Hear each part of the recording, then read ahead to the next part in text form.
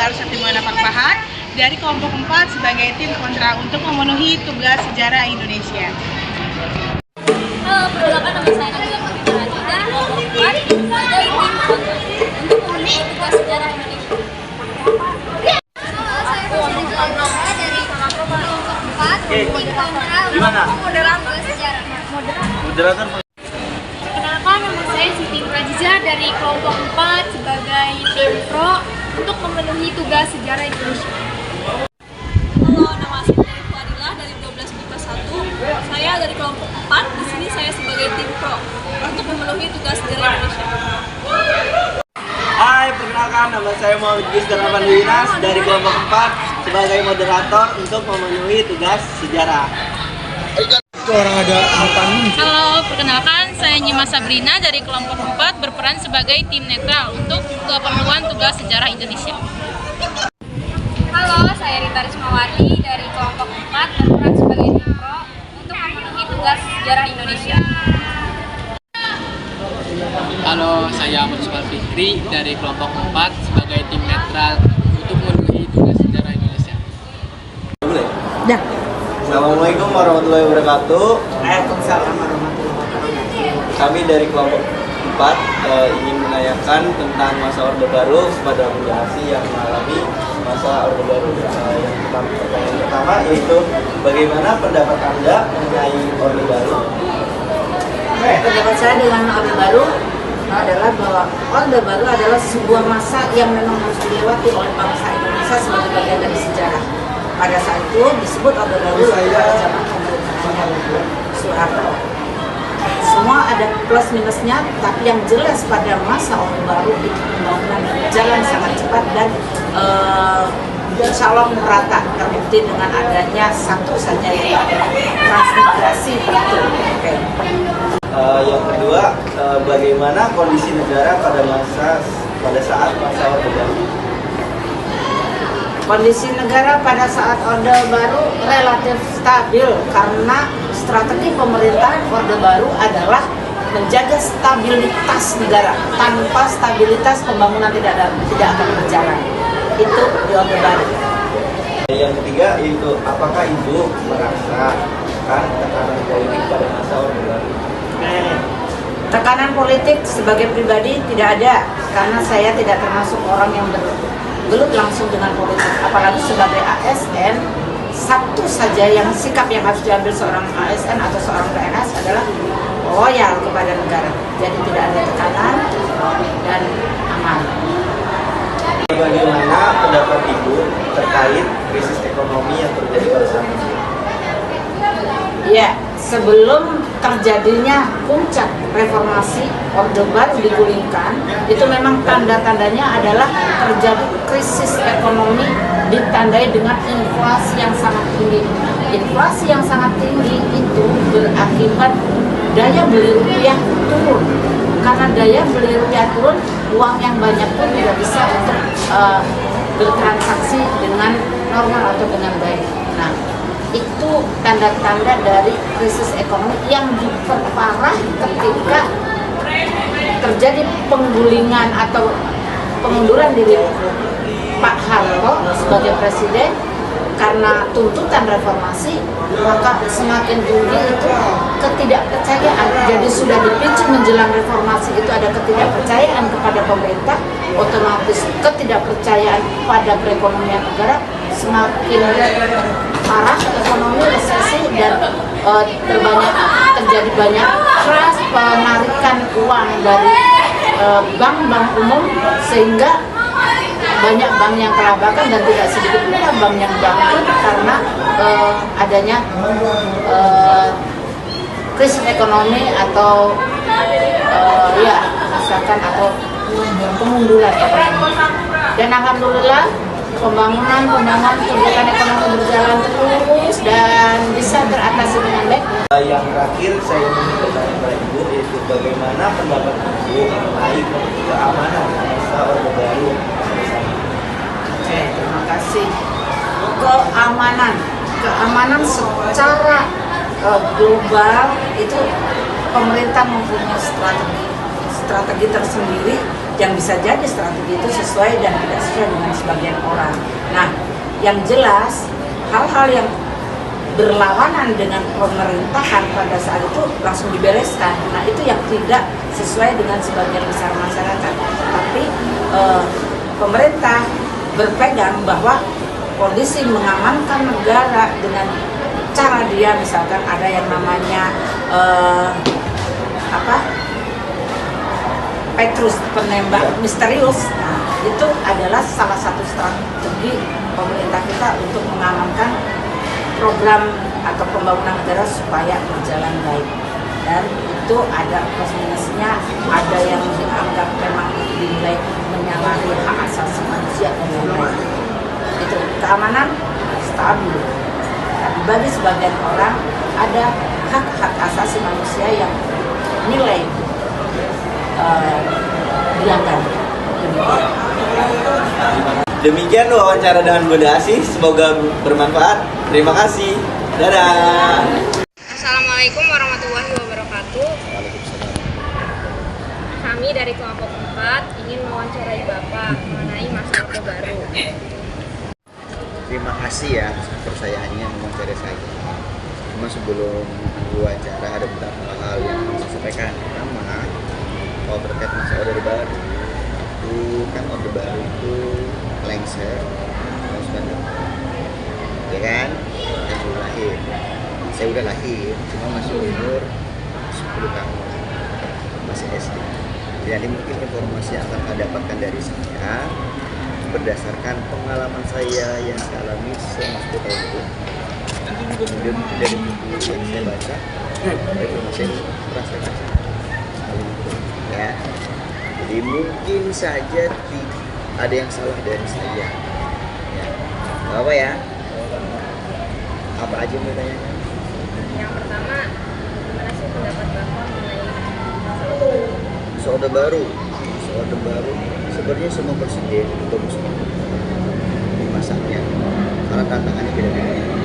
Kita tak bisa membandingkan presiden A sama presiden C. Misalnya saya Gus Dur sama masanya Pak SBY masih berbeda.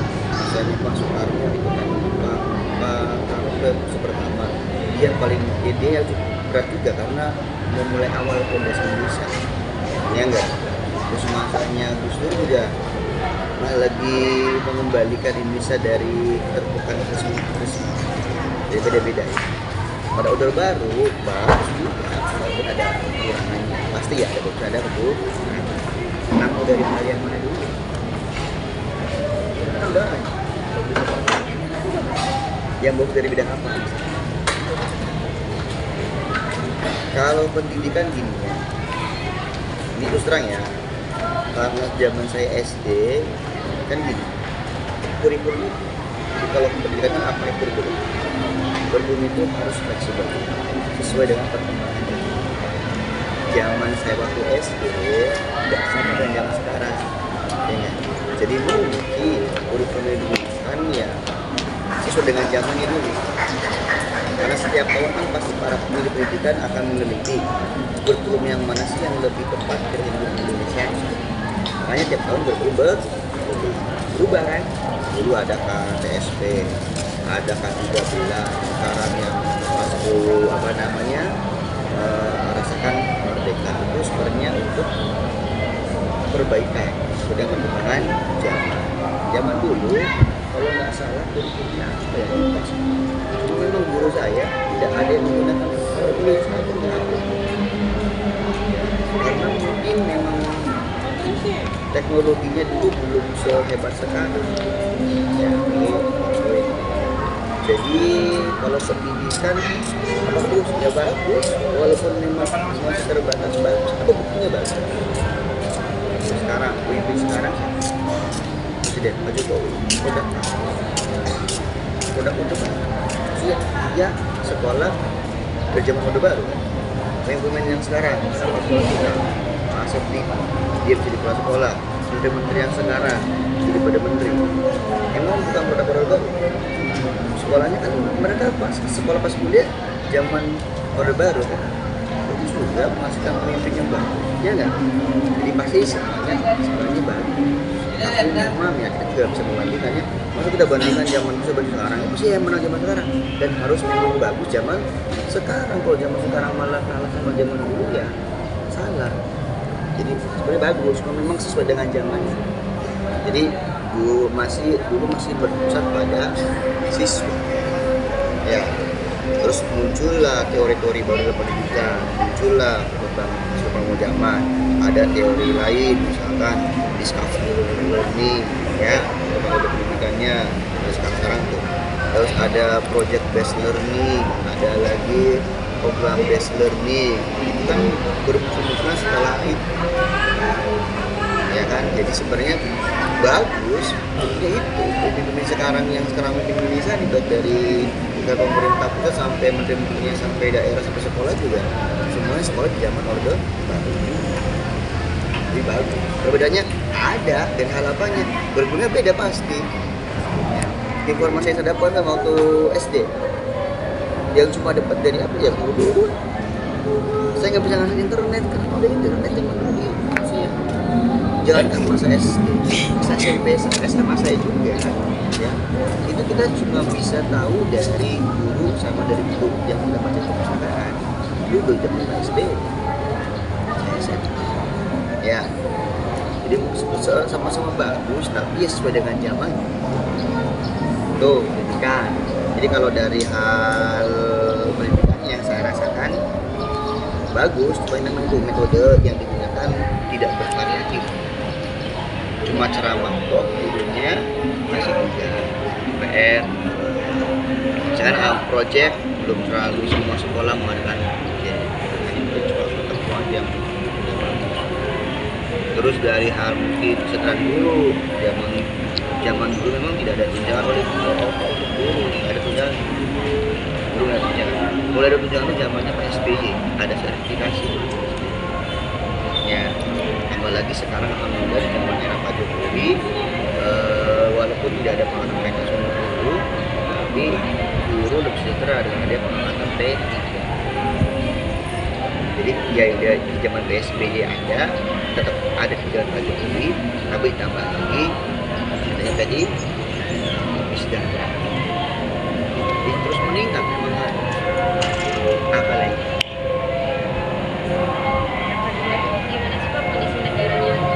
Kondisi negaranya. Jadi kalau yang saya tahu dulu sih ya aman sih aman. Memang kalau kita pengen membangun suatu negara itu harus aman negara, tidak ada gangguan. Ya. Jadi di saya di lokal Cirebon aman. Karena dulu gimana ya? Apa ya ada apa ya? Di zaman dulu tuh kan gini, Harto kan dia bilang dari Indonesia. Dulu juga ada namanya tuh, kalau dulu kan parpol cuma ada 3, ada Gol, jadi PDI, apa 3. Tapi di parlemen itu DPR ada namanya fraksi lain, fraksi AB itu punya difungsi, namanya difungsi AB juga ikut berpolitik, ya. Dan kebetulan Golkar itu kan partai yang berkuasa, Pak Presiden dulu sampai berkuasa lama itu karena didukung oleh partainya sama oleh ABRI. Nah, ada beberapa saat ketika ABRI itu punya otoritas yang sangat kuat sampai kan bisa cek sendiri di internet ada beberapa sampai masuk desa sampai mengontrol apa yang disampaikan oleh para ustadz, para kiai seperti itu. Ada sekali lain terkontrol. Bahkan mungkin di beberapa daerah ada yang namanya istilah Petrus dan menembak diskriminat. Beberapa preman yang mengganggu stabilitas keamanan tembak. Baginya sudah tergeletak. Mungkin tujuan untuk menstabilkan keamanan agar pembangunannya berjalan dengan lancar.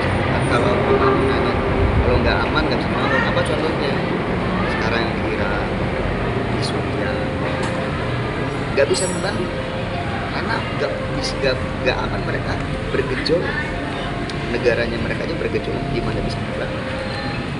Jadi semua pun kalau kalian pengen membangun maka harus aman. Tuh, jadi kalau dari segi keamanan aman, tapi ya seperti itu. Dari segi ekonomi zaman dulu juga bagus, banyak pembangunannya mungkin kekurangannya belum merata, hanya banyaknya di pulau Jawa ya. Tapi dulu juga punya program transmigrasi kalau nggak salah. Jadi orang-orang Jawa yang mau dibiayai diberikan makan di pulau-pulau luar, pulau-pulau luar Jawa, Sumatera, walaupun masih di bidang pertanian berarti itu ya pembangunan dulu di zaman dulu. Kesehatannya ada program KB, kalau berencana 2 anak saja ada. Terus apa lagi? Pendidikan udah. Ya. Dan sebenarnya semua presiden sama, baik bagus semua kan sesuai dengan zaman seperti itu. Kita kadang nggak bisa membandingkan banget. Paling itu yang saya tahu. Kecuali kamu ngasih dulu lagi apa kira-kira. Boleh. Masa Orde Baru Bapak ngerasain tekanan politik? Iya, kalau saya sih nggak merasakan. Iya, Karena saya masih SD. Cuma memang yang saya baca ya ada tekanan politik. Di zaman siapapun, silakan cari zaman siapapun. Kalau yang berkuasa pasti akan menekan semua. So silakan kalian cari informasinya. Ya makanya tadi kalau berpendapatnya memang zaman dulu kurang. Jadi kalau ada yang vokal terhadap pemerintah pasti akan dipermasalahkan. Contoh, atau pus-pus bersaudara Tahu. nyanyi, mereka pernah ditahan gara-gara mengkritik pemerintah lewat lagu. Cari beritanya. Dulu ada namanya pelawak, namanya itu yang kalau nggak salah ya Cucun pernah di penjara gara-gara dulu ada uang 500 gambar itu orang si Jojo tuh ngelawak Pak Presiden itu tuh. Ya memang tidak sebagus sekarang jelas, dan memang zaman sekarang sudah lebih bagus ya. Karena berbeda kalau itu tahun politik ya pasti ada, zaman sekarang ada tahun politik pasti. Kita juga nggak bisa. Misalkan saya kan sekarang ASN, hati-hati saya ngomongin ada pemerintah sekarang, ada pemerintah pusat sama pemerintah Pak Gubernur juga nggak boleh itu sebenarnya. Kan ada setiap zaman itu. Makanya cuma 3 partai. Sekarang berapa partai? Nah. Terus?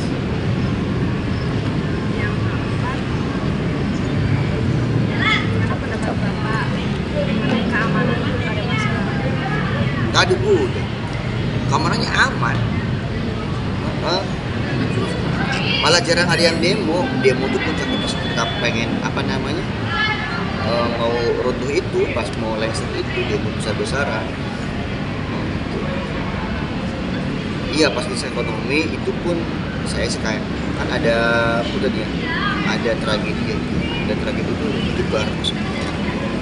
Ketika proses reformasi itu, kalau di Jakarta kan ada tragedi Semarang. Ya, itu juga saya sih yakinnya bukan perintah langsung Pak Presiden untuk menembak di mahasiswa, pasti ada orang tertentu yang apa istilahnya mencuri keadaan dan lagi gini lah, ini rusuh aja biar ada rusuh gitu ya. Itu pun berimbas ke ke daerah lain, bahkan saudara-saudara kita dari ISIS yang tua kan juga mengalami kekerasan, ada yang dibakar, ada yang sampai di udah paksa tahu ya. Ya pokoknya yang sampai di Sidang Laut juga ada, di situ juga ada yang terlibat. Jadi memang mencekam pas ketika pro itu. Sebelum pro itu dia memang juga agak tertekan tadi kenapa ABRI itu ikut mengontrol. Ada ABRI masuk desa itu diantaranya dia cerita juga dari saudara-saudara saya yang udah dewasa ya, zaman dulu sampai bisa sampai itu dikontrol dan mata-mata kita lah yang tahu jual apa jadi ya ini ngomong apa yang disampaikan namanya si baliknya si ustadznya itu tidak seluas sekarang, tidak istilahnya saya bebas sekarang. Kalau keamanan aman karena itu kita terawasi, bagi ada terus ya.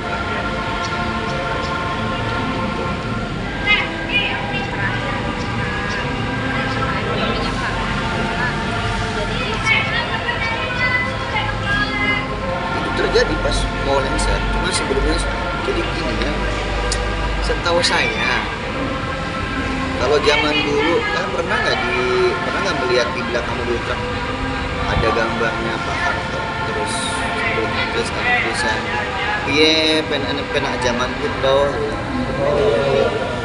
pernah nggak? Nah ketika zaman sekarang orang-orang ini kan tergantung perspektifnya manajer sejarah.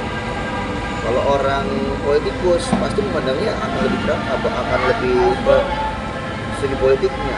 Zaman dulu saya tertekan juga. Orang-orang desa yang nggak tahu tentang pemerintah tentang kondisi produk segala macam, kan yang penting orang desa mah dia bisa makan, harganya murah, bahan-bahan makanan kan gitu orang desa ya. Zaman dulu memang kita pernah menjadi kita pernah surplus tadinya bahkan bisa mengekspor nah dulu ada kalau dulu masuk macan Asia di antara itu sekarang kita mengimpor kita ngimpor dari Vietnam loh berasnya garam aja ngimpor loh sekarang dulu kan enggak. Nah dulu di antaranya itu gue bertanya pertama rakyat itu makanan ada harga bahan pokok terkendali mereka melakukan namanya subsidi.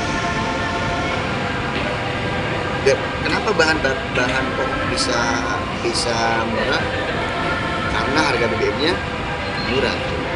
Jadi zaman dulu setahu saya mengenai subsidi di BBM sama di listrik subsidi gede ya dan kalau naik kecil jadi pokoknya mau nggak subsidi makanya ada hutang negara di antara itu tuh subsidi.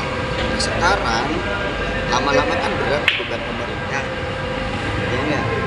Sekarang kan subsidinya kecil untuk apa namanya untuk BBM ya kan malah sekarang tuh harga BBM itu sesuai dengan harga ini harga pemerintah makanya kita kadang naik kadang turun mungkin harga BBM ini terbaliknya berapa.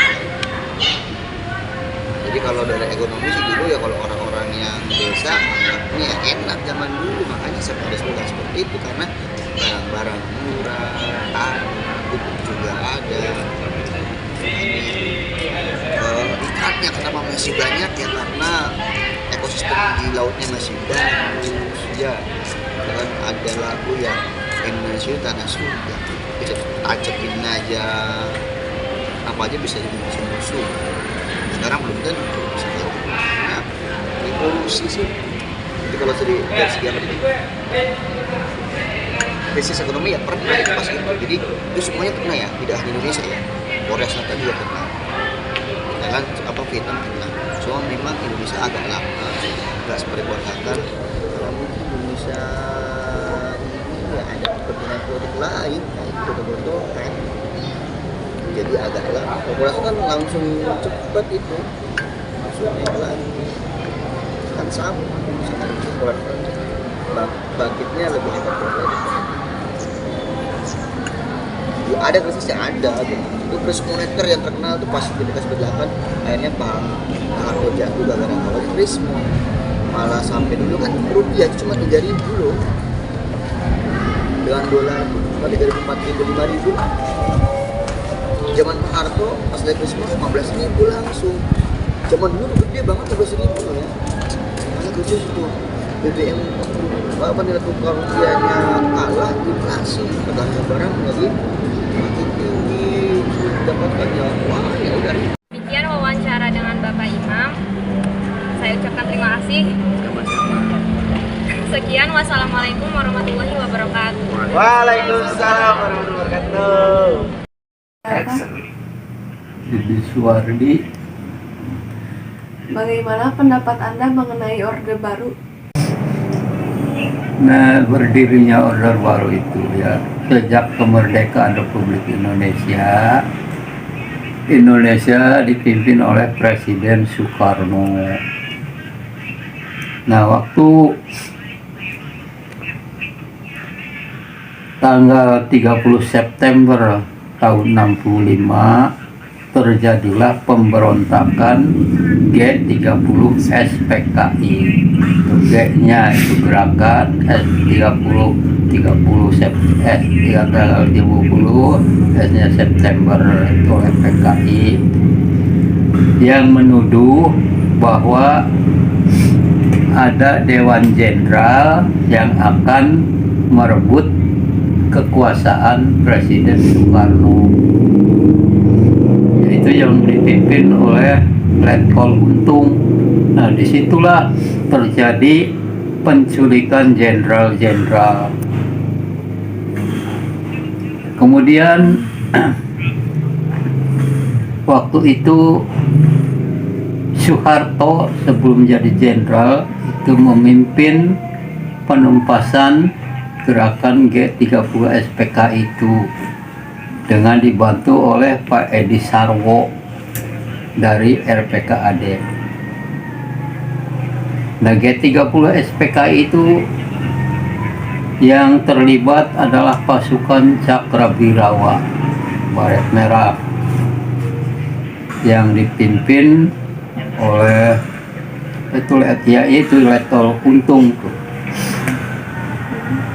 Kemudian ya Pak Harto itu berinisiatif menumpas pemberontakan G30 SPKI dan yang ditunjuk adalah Pak Edi Sarwo dari RPKAD, sehingga akhirnya PKI itu mundur dan pada bubar, pada melarikan diri. Kemudian Letkol Untung itu tertangkap di Jawa Tengah. Sejak itu Pak Soekarno, Presiden Soekarno itu ya tadinya diungsikan ke Istana Bogor. Di sana berunding dan Pak Karno itu menunjuk Pak Soeharto untuk memulihkan ketertiban dan keamanan, sehingga terbitlah Super Semar, surat perintah 11 Maret oleh Pak Harto itu ya dilaksanakan untuk melaksanakan ketertiban dan keamanan di negara Indonesia. Kemudian terjadilah huru-hara pada waktu ya dipimpin oleh Pak Harto itu pada masih tahun 66 itu terjadi aksi-aksi dari mahasiswa, dari para pelajar yang menuntut ya soal harga-harga itu membumbung tinggi.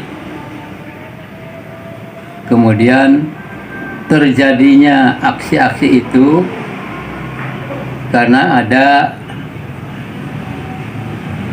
korban waktu itu daripada mahasiswa, sehingga waktu itu aksi-aksi itu membakar toko-toko, terutama toko-toko milik Cina, karena orang-orang Cina itu dianggap pro PKI.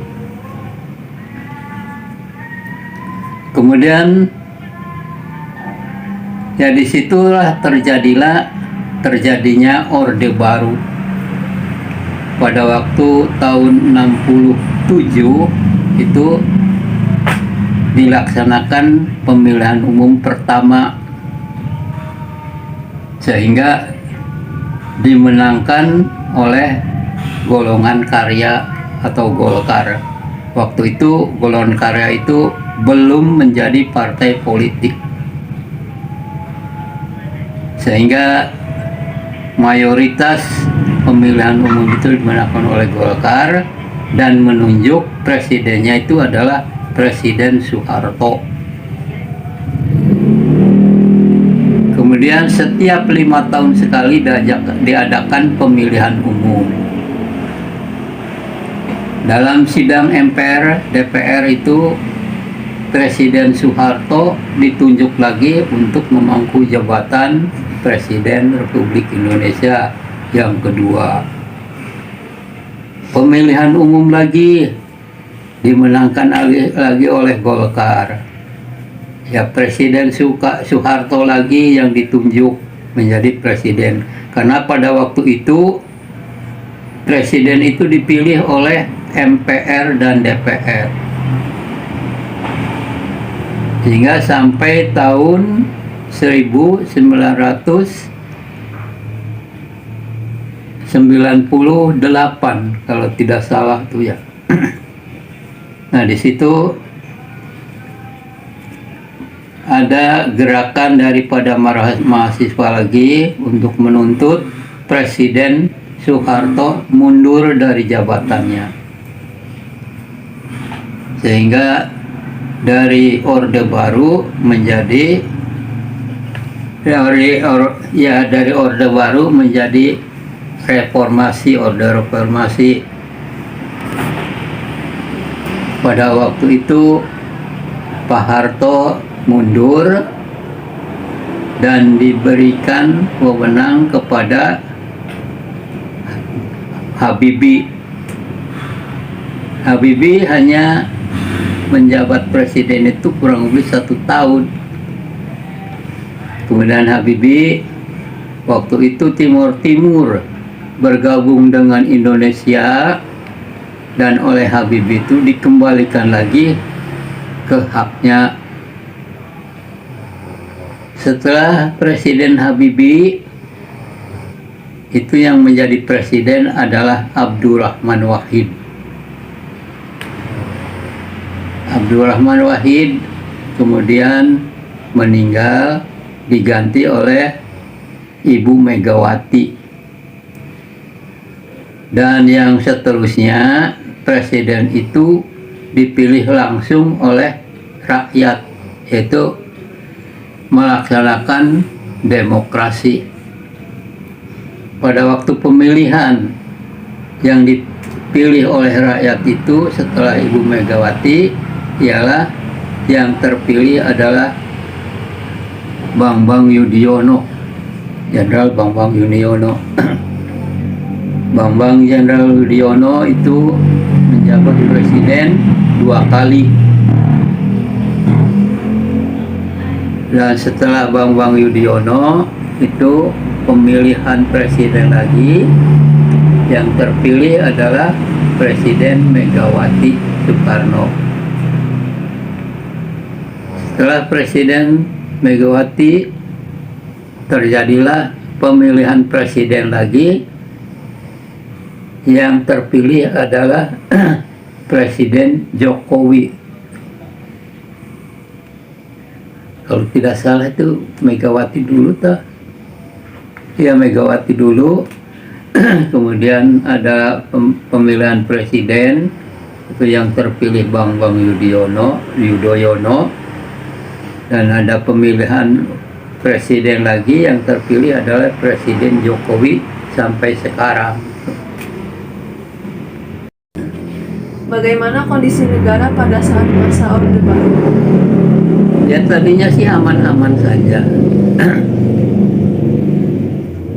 Ya, kemudian timbul mungkin dari hati para mahasiswa itu untuk merubah demokrasi yang sebenarnya. yaitu pemilihan presiden yang dipilih langsung oleh rakyat.